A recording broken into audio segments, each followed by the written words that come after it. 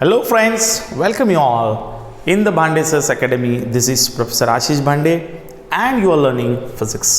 Physics का हमारा second chapter, we are at the end of the second chapter. हम लोग यहाँ पे सेकेंड चैप्टर को ख़त्म करने वाले हैं.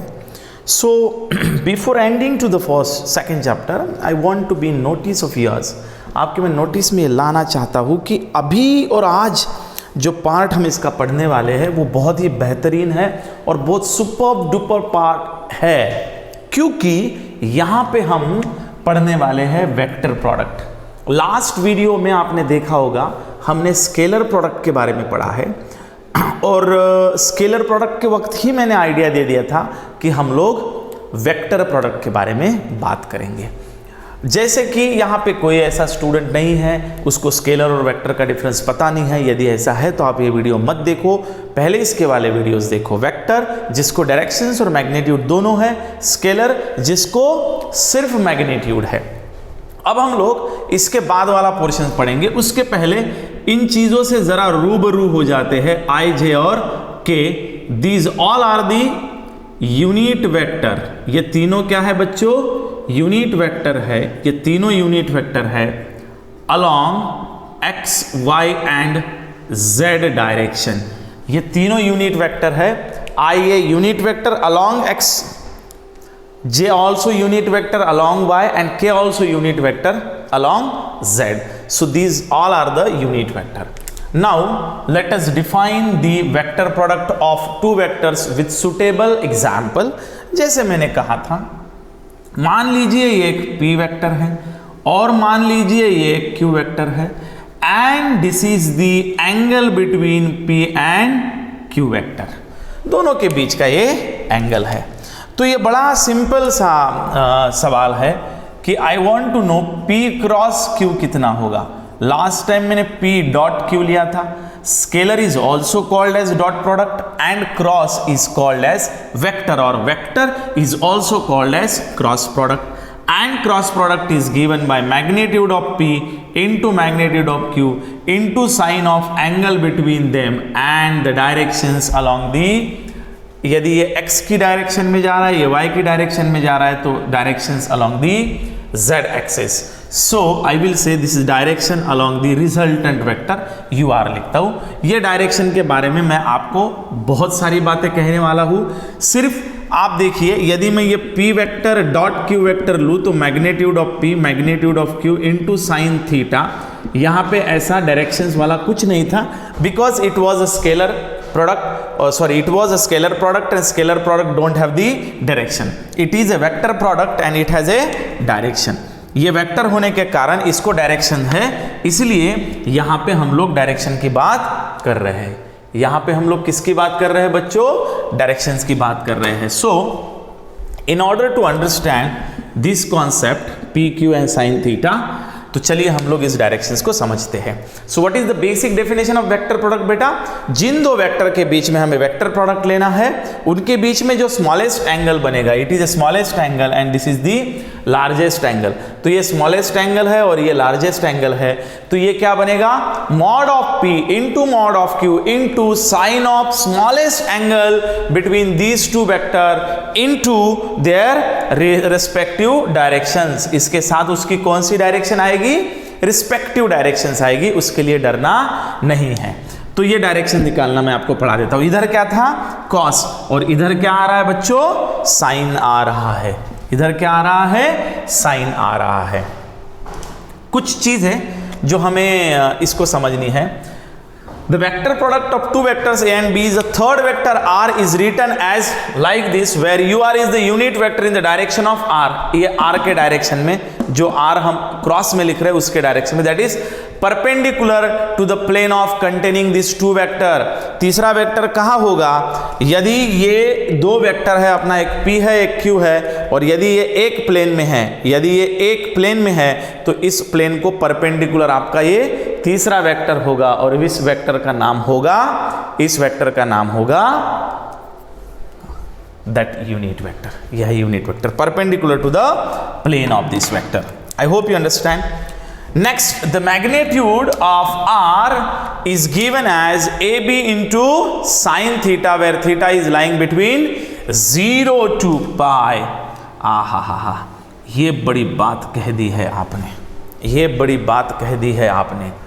इसका प्रैक्टिकल यूज मैं आपको बताता हूं कि ये आर क्या होता है, ये आर क्या होता है और क्रॉस प्रोडक्ट क्या होता है, इसकी डायरेक्शन कैसे निकालना कहा जाएगा। मान लीजिए ये पी वेक्टर है, ये क्यू वेक्टर है और ये दीवार है, दीवार के अंदर हम लोग ऐसे इसको पकड़े हैं and I am rotating this, like I am rotating this screw is like this, ये पी और ये क्यू है। तो हम जब ऐसे घुमाएंगे इसको, ऐसे घुमाएंगे तो ये जो खीला होगा ये दीवार के अंदर जाएगा। तो ये हो गई इसकी direction of the vector and this is the basic, this is what the application of the cross product. यहां क्या हो रहा है, क्रॉस हो रहा है, एक चीज इधर घूम रही है, दूसरी चीज इधर घूम रही है, इफेक्ट तीसरी और हो रहा है। क्लियर? वही उल्टा घुमाइए, ऐसा आप घुमा रहे हैं तो it will come outside, it will come outside. Clear to all? Yes. So इसके रूल्स भी होंगे, वो रूल्स भी हम लोग पढ़ेंगे। The magnitude R is equal to A B sine theta, ये हमने अभी निकाला, मैग्नीट्यूड तो इसी से ही मिलेगा, ये होगा vector. Examples of vector product, force experience by a charge Q moving velocity in uniform magnetic field of induction is given is the basic example of vector product. ये वेक्टर प्रोडक्ट होता है, force exerted by charge या फिर electric field into magnetic field. तो electric field होता है आपका charge into velocity cross magnetic field. Magnetic field जो होती है ना, ये बेस्ट एग्जांपल है, आगे आगे मैं आपको समझाऊंगा। अभी यहाँ पे ये समझना थोड़ा सा मुश्किल है क्योंकि आपको फिर वो साइमल्टेनियस सारे इफेक्ट पढ़ाने पड़ेंगे, करंट कैरिंग कंडक्टर कैसे मैग्नेटिक फील्ड निर्माण करता है, ब्ला ब्ला ब्ला, बहुत सारे इफेक्ट हैं। मैं हूं ना और हम भी है, तो आगे देखेंगे। इसके अलावा वेक्टर प्रोडक्ट को समझने के लिए ये कुछ एग्जाम्पल्स है, वो पढ़ लेना। ये एग्जाम्पल्स को पूरे के पूरे एग्जाम्पल्स को एक्सप्लेन करने की ज़रूरत नहीं है, फिर भी मैं बता देता हूँ। Moment of force torque is the vector product of position vector, मतलब torque is a vector product of position vector into the force. ये दूसरा एग्जाम्पल है। तीसरा एग्जाम्पल है instantaneous velocity is a product of radius into the angular velocity. ये जो घूम रहा है ऐसा आर इंटू, ये ऐसे घूमता है ना, तो यहां से ये आर इंटू ये जो एंगुलर घूमेगा ये होगा ओमेगा, वो होगा आपका वेलोसिटी। ये तो पता ही है, हम तो ये सर्कुलर मोशन में प्रूफ करने वाले हैं ये रिलेशन। तो थोड़े बहुत ये एप्लीकेशन समझ लेना, ये सारे के सारे वेक्टर प्रोडक्ट के एप्लीकेशंस हैं और इन एप्लीकेशंस का हमारे निजी जीवन में बहुत सारा संबंध है। अब देखिए जो हमें पूछते हैं, state right hand screw rule. Right hand screw rule बताओ, ऐसा ये बोल रहा है, hold a right hand screw with the axis of perpendicular to the plane containing vectors and screw rotate in the first vector to the second vector through a small angle. This direction which a screw tip would advance is the direction of vector product of the two vectors. आप straight hand पकड़िए और इसको आप ऐसा घुमाइए, बोलते rotation की तरफ, जिस तरफ ये दो वेक्टर्स घूम रहे हैं, तो ये जो स्क्रू जिस दिशा में जाएगा, एडवांस होगा, वो दिशा होगी बोलते आपके वेक्टर प्रोडक्ट की डायरेक्शन। मतलब हमने किससे लाया, ये किससे लाया, अरे राइट हैंड रूल से लाया। What are the characteristics of vector product? जैसे कि उधर हमने कैरेक्टरिस्टिक्स देखे थे, यहाँ पे उधर हमने देखा था कि जो स्केलर प्रोडक्ट होता है वो कम्युलेटिव है, मतलब A cross B is not equals to B cross A। बड़ा इंपॉर्टेंट है, A dot B is equals to B dot A। Dot product एक आएगा लेकिन क्रॉस प्रोडक्ट कभी भी इक्वल नहीं आएगा। मतलब A को B के साथ क्रॉस कीजिए या B को A के साथ क्रॉस कीजिए, जवाब वही आएगा, ऐसा नहीं, ये वाला नहीं है। दूसरा, the vector follows the distributive multiplication. Yes, यदि आपका A वेक्टर है और ब्रैकेट में B vector plus C vector है तो it follows the distribution A vector cross B vector plus A vector cross C vector, like this. तो vector product जो है वो आपका डिस्ट्रीब्यूटिव लॉ फॉलो करता है, वेक्टर जो है वो आपका डिस्ट्रीब्यूटिव लॉ फॉलो करता है। उसके बाद में हमको the vector product of vector with itself is equals to self cross product is 0। मतलब ए को ए के साथ ही क्रॉस लेंगे तो उसका जवाब 0 आएगा। ये आपको पता है क्यों 0 आएगा, क्योंकि मान लीजिए मैं टेक्निकल रीजन बता रहा हूं, ये एक p वेक्टर है और उसके ऊपर ही मेरा q वेक्टर है और दोनों सेम है, p का p के साथ, मतलब दोनों के बीच का एंगल कितना हो गया 0। Now what is the definition of p cross p? p vector dot p vector into sine 0 into u cross, sine 0 is 0, so 0 multiplied by anything will be 0, तो self vector product is always 0। ऐसी उसी vector का उसी के साथ आप cross product लेते हो तो उसका जवाब है 0। M I right friends? Yes. चलिए अब आएगा मजा, छोटी छोटी मगर मोटी बातें। वेक्टर प्रोडक्ट के कुछ प्रैक्टिकल प्रॉब्लम्स को सॉल्व करने से पहले मैं कुछ फॉर्मूलीज से आपको रूबरू कराना चाहता हूँ। मैं कुछ फॉर्मूलीज से आपको रूबरू कराना चाहता हूँ और आप भी उसके लिए तैयार है। हो जाओ तैयार साथियों, हो जाओ तैयार। झाड़ झड़ूले शस्त्र बनेंगे, भक्त बनेगी सेना, पत्थर सारे बॉम्ब बनेंगे, नाव लगेगी किनारे। चलिए हमको समझना है, हमको समझना है। ये तो हो गया मेरे बाप। चलिए ये तो बढ़िया सी बात है, कुछ चीजें हैं यहाँ पे दी हुई, ये तो हमें पता है। देखिए यदि a एंड b पैरेलल है, पैरेलल टू ईच अदर, तो भी थीटा 0 होगा, और जब थीटा 0 होगा तो इसके इसमें साइन 0 हो जाएगा, मतलब जवाब 0 आएगा। a and b are antiparallel to each other, 180 sine 180 भी 0 हो जाएगा। a और b यदि 90 है तो साइन 90 हो जाएगा 1, तो आपका जवाब a b आ जाएगा, दोनों का मैग्नीट्यूड आ जाएगा। चलिए this gives ij jk ki is equals to 0। Oh my god, ये तो यार बहुत बड़ी बात बता दी इसने। चलिए मैं आपको इसको सिंपल तरीके से आपके सामने रखता हूं। ओ माय गॉड, आपको पता है स्केलर के अंदर, मैं स्केलर को और वेक्टर को कंफ्यूज ना हो इसलिए इन दोनों को साथ में रखने की कोशिश कर रहा हूं। स्केलर को i dot i, j dot j and k dot k is 1, i dot j, j dot k, i dot k, sorry यहां लिखना चाहता हूं मैं, i dot k is equals to 0। That is what the simple scalar equation. लेकिन आप ध्यान में रखिए, आप ध्यान में रखिए कि जब आप वेक्टर में ये कैलकुलेशंस लगाओगे तो ध्यान में रखना i cross i is equals to j cross j is equals to k cross k, this all are 0। आप यदि उसी वेक्टर के साथ क्रॉस लेते हैं तो इसका जवाब 0 आता है, तो इसका जवाब 0 आता है। मैं रीजन दे रहा हूं, डरो मत, मैं रीजन दे रहा हूं। जी हां, इसका जवाब देना जरूरी है, मैं अभी देता हूं। i डॉट i, मुझे बताइए i और i एक ही है, मतलब i और i के बीच का एंगल कितना होगा 0। So if I do i cross i, what is the definition? Magnitude of i into magnitude of into sine of angle between them is 0 and you are. मैं लिख लेता हूं इसको, कुछ भी लिखो, sine 0 0 0 multiplied by anything will be 0। That's why same thing is applicable for j and k। Simple सी बात है ना, इधर साइन है उधर क्रॉस है, उधर वही 1 क्यों था, I 1 क्यों था? क्योंकि cos था, cos 0 is 1 but sin 0 is 0 and that's why this become 0। चलिए अब मेरे सामने एक चैलेंज है, मुझे ये 3 चीजें आपको पढ़ानी है। ये समझ में नहीं आता, ये फॉर्मूले में आता है। आप I क्रॉस J करते हो तो उसका जवाब K आता है, J क्रॉस K करते हो तो उसका जवाब I आता है, और आप K क्रॉस I करते हो तो उसका जवाब J आता है। ठीक है, इसको ध्यान में कैसे रखना, इसका मैं सिंपल फॉर्मूला पढ़ा रहा हूं आपको। I क्रॉस J करने के बाद आपका जवाब K क्यों आ रहा है?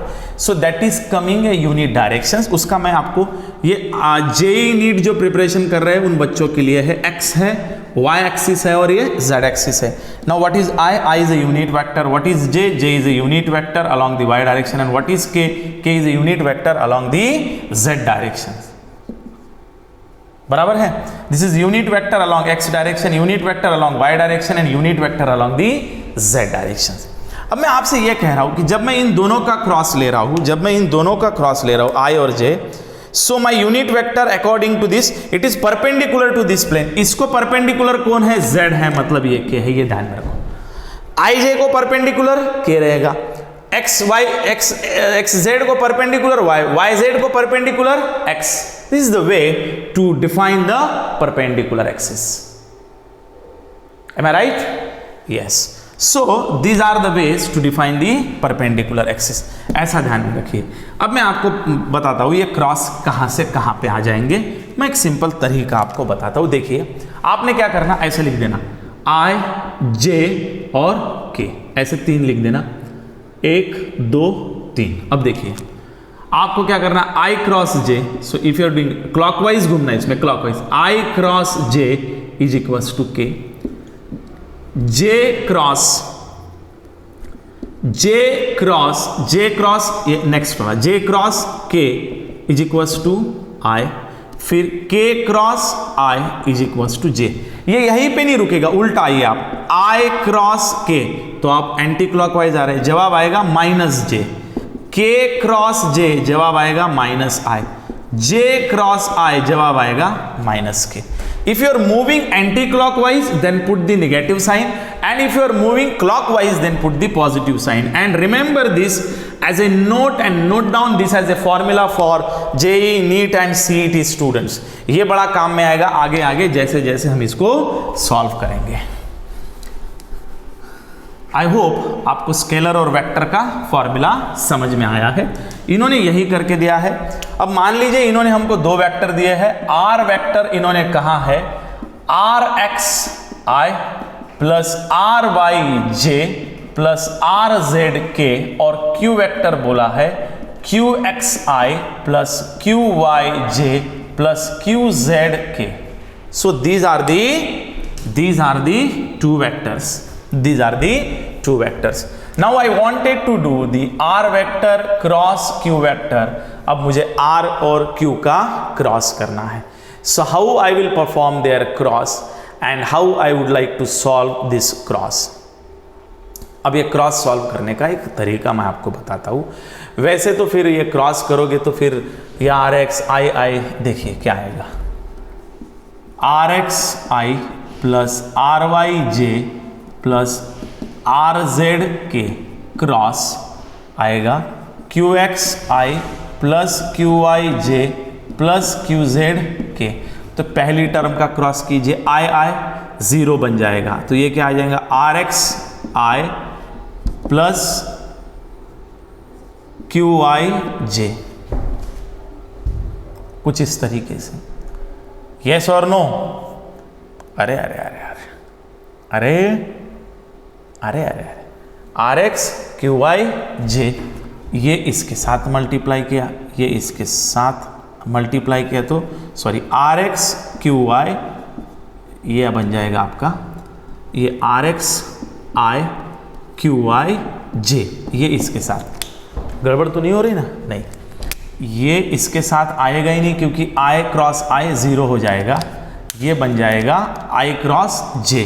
मतलब मैं यहाँ पे ऐसे लिखता हूँ, ये इसके साथ अभी मल्टीप्लिकेशन चल रहा है, तो R X into Q Y I cross J plus R X into Q Z I cross के।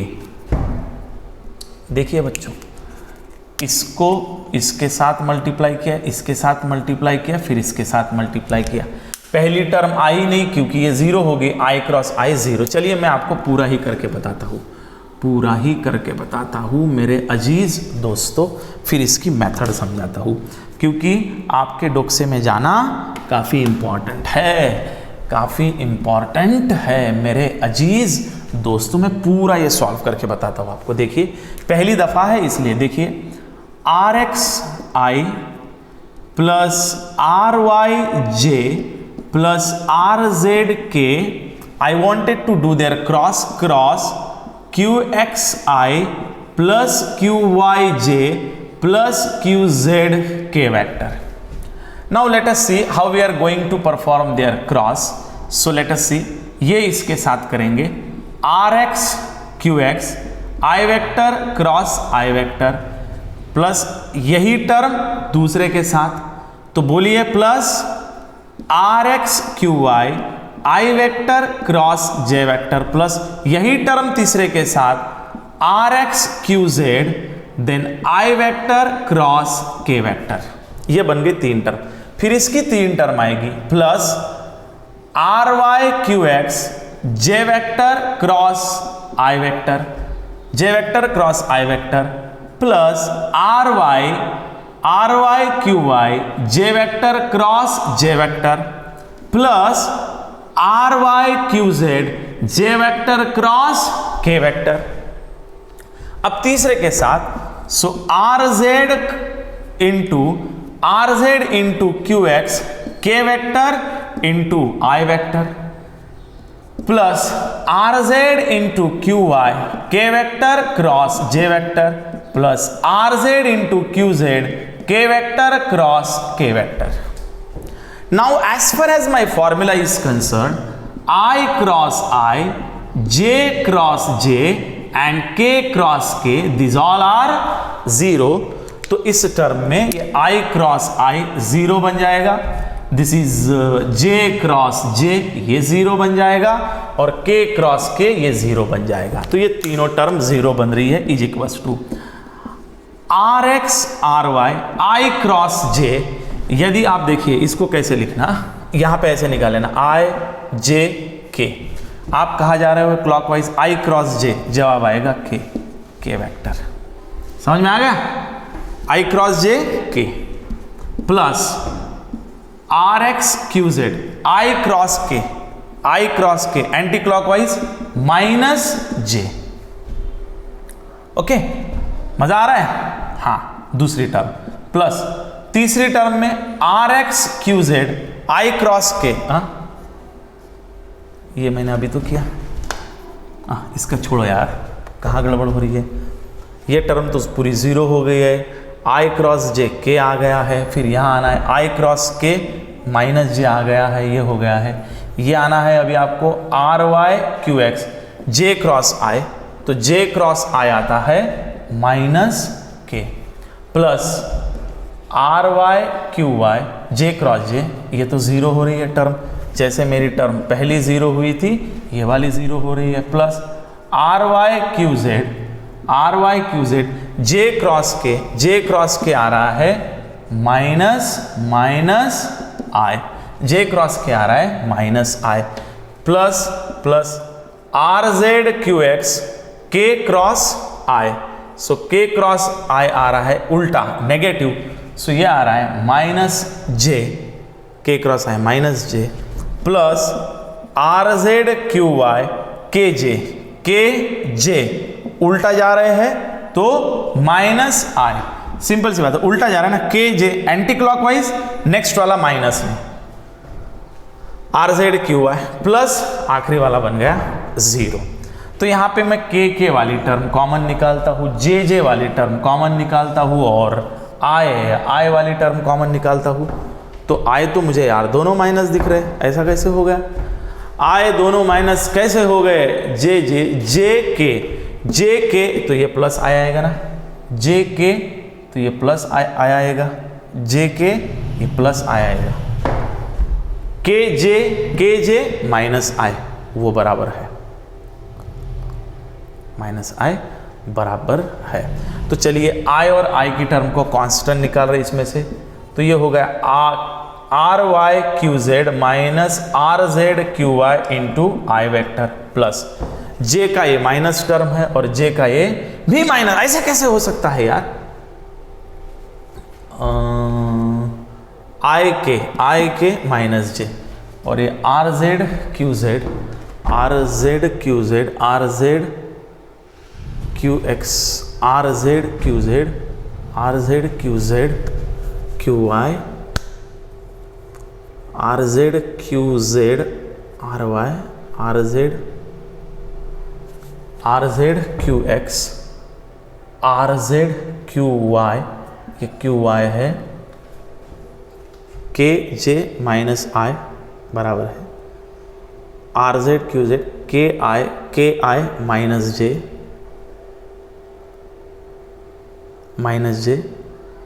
और माइनस के, सेकेंड वाली टर्म में गड़बड़ कर दी हमने, ये यहाँ कुछ तो भी गड़बड़ कर दी है मैंने। तीसरी आई के, तो आई के माइनस जे आ रहा है, माइनस जे ही आ रहा है। ओके ओके, चलिए ये और ये टर्म को हमें थोड़ा सा देखना पड़ेगा। ये हम प्लस ले लेते हैं अभी के लिए। R X Q Z minus R Z Q X, ये आ रहा है जे वेक्टर, प्लस आई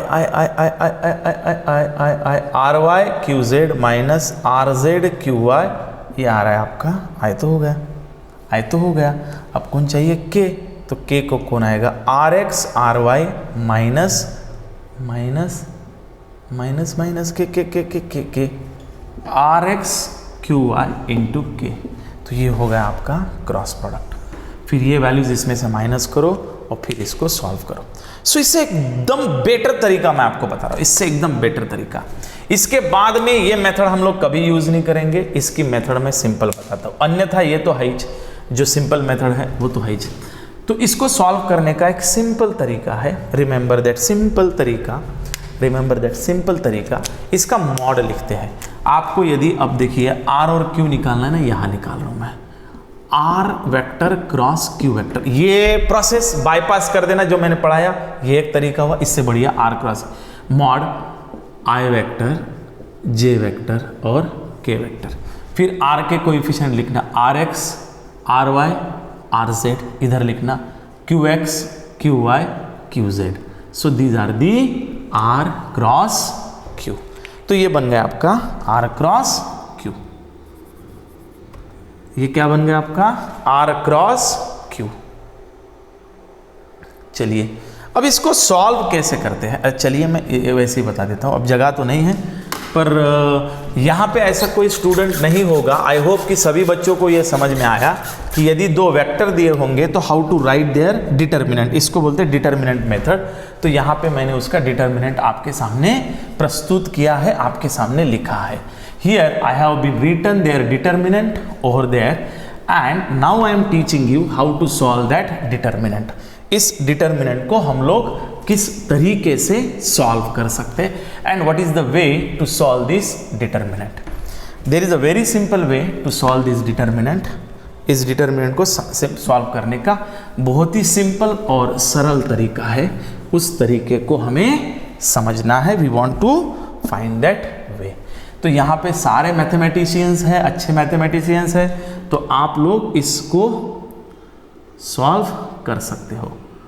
और यदि ये नहीं आता है तो समझ लेना वह आपका आखिरी दिन है। So is equals to I, ये रो छोड़ देना, तो क्या आएगा?